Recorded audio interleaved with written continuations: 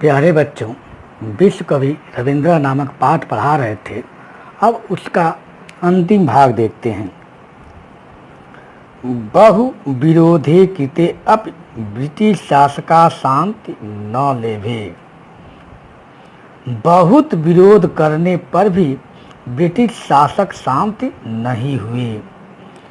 विभाजयितुं च प्रयत्नमाना एव आसन, और विभाजन के लिए प्रयत्न कर रहे थे। बहुत विरोध करने पर भी ब्रिटिश शासक शांत नहीं हुए और विभाजन के लिए प्रयत्न कर रहे थे। तदा महात्मा गांधी हिंदू जातीय ऐक्यम, जातीय सिद्धन ऐक्यम में ऐसा दिया, स्थापितुं कारागारे आमरणम अनशनम प्रारभत। तब महात्मा गांधी हिंदू जातियों में एकता स्थापित करने के लिए, तुमुन प्रत्यय के लिए, कारागार में आमरण अनशन प्रारंभ किया। तब महात्मा गांधी हिंदू जातियों में एकता स्थापित करने के लिए जेल में आमरण अनशन प्रारंभ किए। गुरुदेवस्य रविंद्रनाथस्य च अनुमोदनम ऐच्छत्। गुरुदेव रविंद्रनाथ का अनुमोदन, अनुमत, ऐच्छत् माने चाहते थे, और गुरु रविंद्रनाथ का अनुमत चाहते थे। यतः च महात्मा गांधी गुरुदेवस्य रविन्द्रस्य केवलम आदरम एव न अकरोत्, अपितु यथा कालम समचीनम सम्मतय मुखम इच्छते अस्म। यतः माने क्योंकि, और क्योंकि महात्मा गांधी गुरुदेव रविंद्र का केवल आदर ही नहीं करते थे, यपितु यथा काल पर, उचित समय पर, उचित समचीनम सम्मते, उचित सलाह के लिए मुख को भी देखते थे। क्योंकि महात्मा गांधी गुरुदेव रविंद्र का केवल आदर ही नहीं करते थे, यपितु उचित समय पर, उचित सलाह के लिए उनके मुख को देखते थे या उचित सलाह की इच्छा करते थे। महात्मा एनम कविंद्रम रविंद्रम गुरुम अमन्यत। महात्मा इस कवि रविंद्र को गुरु माना। रविंद्रनाथस्य तंत्री पत्रे भारतस्य एकतायै सामाजिक अखंडतायै च अमूल्य जीवनस्य बलिदानम सर्वथा समीचीनम। रविंद्रनाथ तंत्री पत्र में तारपत्र पर, रविंद्रनाथ तारपत्र पर भारत के एकता के लिए और सामाजिक अखंडता के लिए अमूल्य जीवन का बलिदान हर प्रकार से उचित बताया।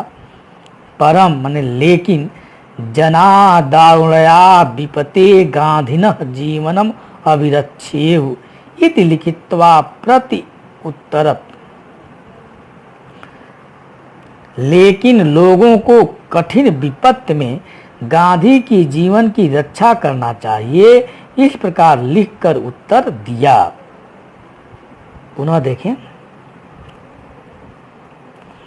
रविंद्रनाथ तारपत्र पर भारत की एकता के लिए और सामाजिक अखंडता के लिए अमूल्य जीवन का बलिदान हर प्रकार से उचित बताया, लेकिन लोगों को कठिन विपत्ति में गांधी के जीवन की रक्षा करना चाहिए, इस प्रकार लिखकर उत्तर दिया। रविंद्र आमरणस्य अनशनस्य समर्थनम एव न कृतवान्, अपितु प्राय उपवेशेन प्रारब्धे पुणे कारागारम च गतवान्। और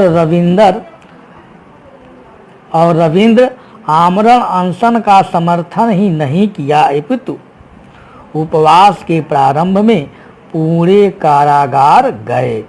और रविंद्र आमरण अनशन का समर्थन ही नहीं किया, अपितु उपवास के प्रारंभ में पुणे जेल गए।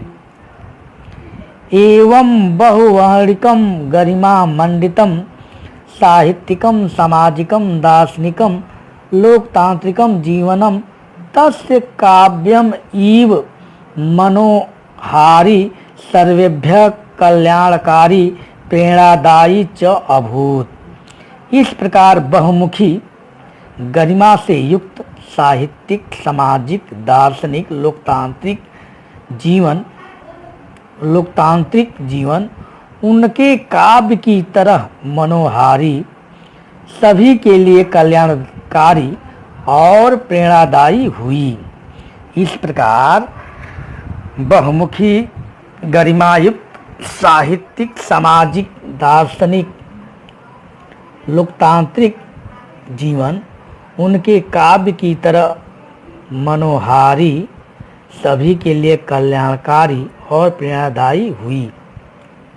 1,चत्वारिंशदधिक-19 शततमे ईस्याब्दे अगस्त मासस्य सप्तमे दिनाङ्के रवीन्द्रस्य पार्थिवं शरीरं वैश्वानरं प्राविशत्।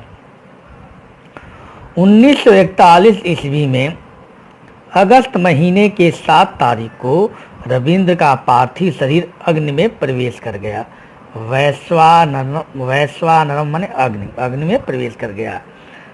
यद्यपि यदि धन्यवाद संधि है, यद्यपि गुरुदेवस्य रवीन्द्रस्य वाक्य काव्य रूपेण अस्माकं समक्षम श्रोष्विनी इव सततम प्रवहति एव। यहाँ भी यह संधि है।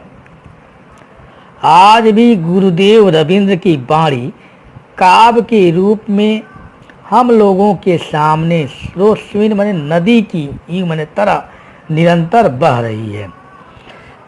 आज भी गुरुदेव रवींद्र की वाणी काव्य के रूप में हम लोगों के सामने नदी की तरह निरंतर बह रही है। अधुना अपि, यहाँ दीर्घ संधि है, करालस्य कालस्य करह अपि वाचम मुखी कर्तुम न असकत। इस समय भी कराल काल का हाथ, वाचम माने वाणी को, मुखी कर्तुम माने मौन, न माने नहीं, असकत माने कर सका। इस समय भी कराल काल का हाथ वाणी को मौन नहीं कर सका। जयंति तेषु कृतनः रस सिद्धा कविश्वराः न अस्ति येषां यस्सः काये जरा मरणजं भयम्। ते माने उन, सुकीर्तना माने संस्कृतियों की रचनाकार, रस सिद्ध, कवि ईश्वरा कवियों में श्रेष्ठ, उन संस्कृतियों की रचनाकार, रस सिद्ध कवि श्रेष्ठों की जय होती है। ऐसा माने जिसके यशः काये यश रूपी शरीर में, जरा माने बुढ़ापे का, मरजम माने मरने का, भयम न अस्ति भय नहीं रहती है। उन संस्कृतियों के रचनाकारों का, रस सिद्धों का और कवि श्रेष्ठों की जय होती है, जिसके यश रूपी शरीर में बुढ़ापे का और मृत्यु का भय नहीं रहता है। प्यारे बच्चों, इस पैराग्राफ का अर्थ आप समझेंगे और संदर्भ सहित इसका अनुवाद लिखेंगे। इस तरह विश्व कवि रवींद्र नामक पाठ क्या हो गया, समाप्त हो गया। धन्यवाद।